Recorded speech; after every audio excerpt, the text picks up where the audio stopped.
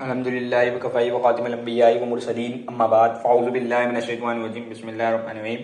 ہاتھوں بھائیوں اور بہنوں کیسے ہیں آپ لوگ؟ میرا نام ہے نصیب علی اور آپ دیکھ رہے ہیں میرا یوٹیوب چینل نصیب علی ٹی وی اور میرا فیس بک پیج HKA۔ مجھے امید ہے آپ جہاں بھی ہوں گے خیریت سے ہوں گے، خوشباش ہوں گے، میں بھی جہاں بھی ہوں خیریت سے ہوں اور خوشباش ہوں۔ تمام دیکھنے اور سننے والے سامعین و ناظرین کو السلام علیکم ورحمۃ اللہ وبرکاتہ۔ تو اس سے پچھلی ویڈیو کے اندر جو میں نے قصہ سلیمان علیہ السلام جو ہے شروع کرا تھا، اور قصہ سلیمان علیہ السلام کی 5 ہیڈنگ جو ہیں، یہ والی حضرت سلیمان علیہ السلام اور حدود پرندے تک جو ہے میں نے ایک ہیڈنگ کور کی تھی، اور آج کی ویڈیو کے اندر میرا ٹارگیٹ ہے 6ٹھی ہیڈنگ سے لے کر 11ویں ہیڈنگ تک جو ہے آج کی ویڈیو کے اندر میں کور کروں۔ تو چلیں بنا کسی دیری کے شروع کرتے ہیں۔ حدود کا سورج کے پجاریوں کی خبر دینا۔ تھوڑی دیر بعد حدود آ گیا اور اس نے حضرت سلیمان علیہ السلام سے کہا کہ میں آپ علیہ السلام کے پاس ایسی خبر لایا ہوں جو آپ علیہ السلام کو معلوم نہیں۔ پھر حدود نے حضرت سلیمان علیہ السلام کو قوم سبا کے بارے میں بتایا جن پر ایک عورت حکومت کرتی تھی، اسے دنیاوی مال و دولت میں سے ہر چیز دی گئی ہے۔ حدود نے انہیں بتایا کہ ملکہ سبا کے پاس ایک نہایت عظیم الشان تخت ہے۔ حدود نے مزید بتایا کہ قوم سبا کے لوگ اللہ سبحانہ و تعالیٰ کے بجائے سورج کی پوجا کرتے ہیں۔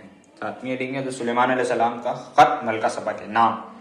حدود کی بات سن کر حضرت سلیمان علیہ السلام نے فرمایا کہ میں دیکھتا ہوں کہ تم نے سچ بولا ہے یا جھوٹ۔ چنانچہ آپ علیہ السلام نے ملکہ سبا کے نام ایک خط لکھا، شروع اللہ کے نام سے جو بڑا مہربان اور ہمیشہ رحم فرمانے والا ہے۔ میرے مقابلے میں سرکشی نہ کرو اور فرما بردار بن کر میرے پاس آ جاؤ۔ حضرت سلیمان علیہ السلام نے یہ خط حدود کو دیا اور کہا کہ میرا یہ خط لے جاؤ اور اسے ملکہ سبا کے پاس ڈال دو، پھر دیکھو کہ وہ اس خط کا کیا جواب دیتی ہے۔ تو یہاں پہ جو ہے ایک سوال پیدا ہوتا ہے کہ بھائی شروع اللہ کے نام سے جو بڑا مہربان اور ہمیشہ رحم فرمانے والا ہے، ٹھیک ہے۔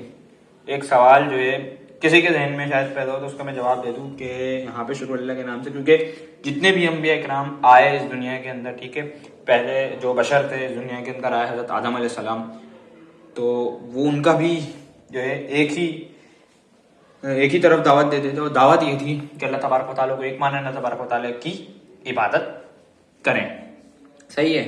تو حضرت سلیمان علیہ السلام بھی یہی دعوت لے کر آئے تھے اللہ تبارک و تعالیٰ کی طرف سے، ٹھیک ہے۔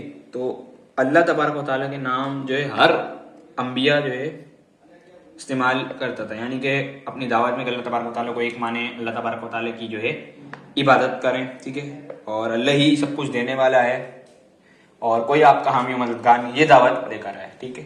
اور پہلے کچھ جو پہلے کے دور میں آتے تھے انبیاء کرام، وہ مخصوص قوموں کے لیے یا مخصوص قبیلوں کے لیے آتے تھے، لیکن جب آخری نبی حضرت محمد مصطفیٰ صلی اللہ علیہ وسلم آئے تو پوری دنیا کے لیے جو ہے رحمت بن کر آئے، ٹھیک ہے۔ اور ان کا بھی ایک ہی تھا کہ اللہ تبارک و تعالیٰ کو ایک مانو، ٹھیک ہے، اور میری اطاعت کرو۔ میری اطاعت ہے یعنی کہ میرا مقصد یہ ہے کہ جو طریقہ آپ صلی اللہ علیہ وسلم نے بتایا اس پر عمل کرو اور اللہ کی اطاعت کرو، ٹھیک ہے۔ اللہ کے لیے جو ہے نماز پڑھیں، روزہ رکھیں، زکوٰۃ دیں، ٹھیک ہے، اور آپ صلی اللہ علیہ وسلم کے بتائے ہوئے طریقوں کے مطابق اپنی زندگی کو گزاریں، اور اللہ تعالیٰ کے بتائے ہوئے طریقوں کے مطابق اپنی زندگی کو کیا ہے گزاریں۔ اس کے بعد جب آپ صلی اللہ علیہ وسلم اس دنیا سے چلے گئے تو اس کے بعد یہ ذمہ داری صحابہ کرام رضی اللہ تعالیٰ عنہ اور جو ہمارے علماء دین ہیں ان کے اوپر، اور اس کے بعد نہ صرف صحابہ کرام علماء دین، اس کے بعد پھر یہ ذمہ داری پوری امت کے اوپر فرض ہوتی ہے کہ وہ دین کی تبلیغ کرے۔ پوری امت کے اوپر یہ ذمہ داری ہے کہ وہ دین کی تبلیغ کرے اور دین کی سربلندی کے لیے جد و جہد کرے۔ ہمارا دنیا میں بھیجنے کا مقصد یہی ہے کہ اللہ تعالیٰ کی عبادت کریں اور دین کی سربلندی کے لیے کوششیں کریں، چاہے وہ جہاد کی صورت میں ہو یا وہ زبان کی صورت میں ہو، تو کوششیں ہم نے اپنی کرنی ہے دین کی سربلندی کے لیے، ٹھیک ہے۔ تو آگے چلتے ہیں 8ویں ہیڈنگ، ملکہ سبا کا اپنے سپہ سالاروں اور درباریوں سے مشورہ۔ ملکہ سبا نے حضرت سلیمان علیہ السلام کا خط اپنے درباریوں اور سپہ سالاروں کو پڑھ کر سنایا اور کہا میں کوئی فیصلہ تمہارے مشورے کے بغیر نہیں کرتی، مجھے بتاؤ کہ اس معاملے میں تمہاری کیا رائے ہے۔ انہوں نے جواب دیا کہ ہم بڑی قوت و طاقت رکھنے والے ہیں اور جنگ کرنے کے بہت ماہر ہیں، لیکن فیصلہ کرنے کا اختیار آپ کے پاس ہے، ہم آپ کا ہر فیصلہ ماننے کے لیے تیار ہیں۔ ملکہ سبا کی سمجھداری اور تدبیر۔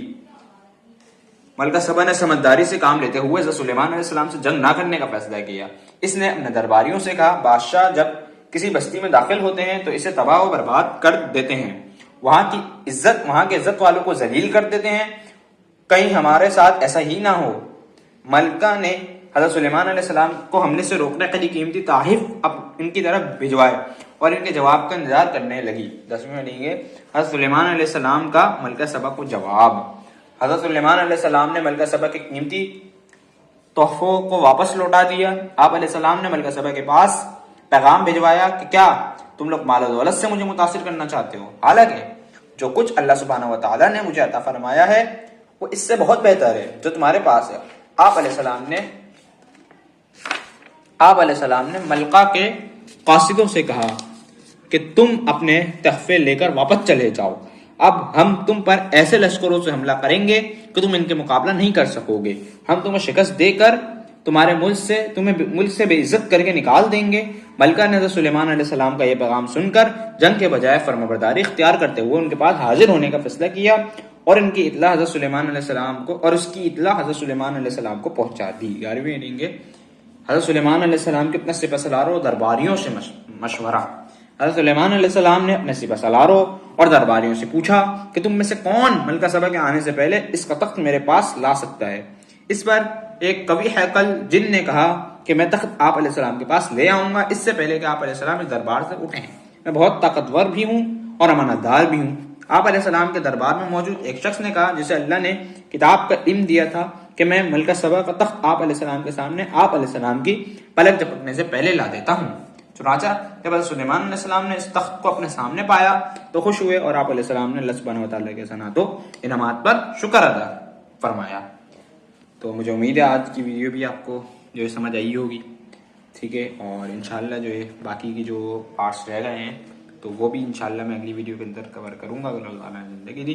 ٹھیک ہے, اپنے پیسے دیش کو معاف کر دیجیے اور کوئی غلط بات میں نے کہہ دی ہے تو میں آپ سے معذرت کروں, مجھے معاف کر دیجیے گا. ٹھیک ہے, اپنے بھائی سے کو دیجیے اجازت, دعاؤں میں یاد رکھیے گا. اللہ حافظ.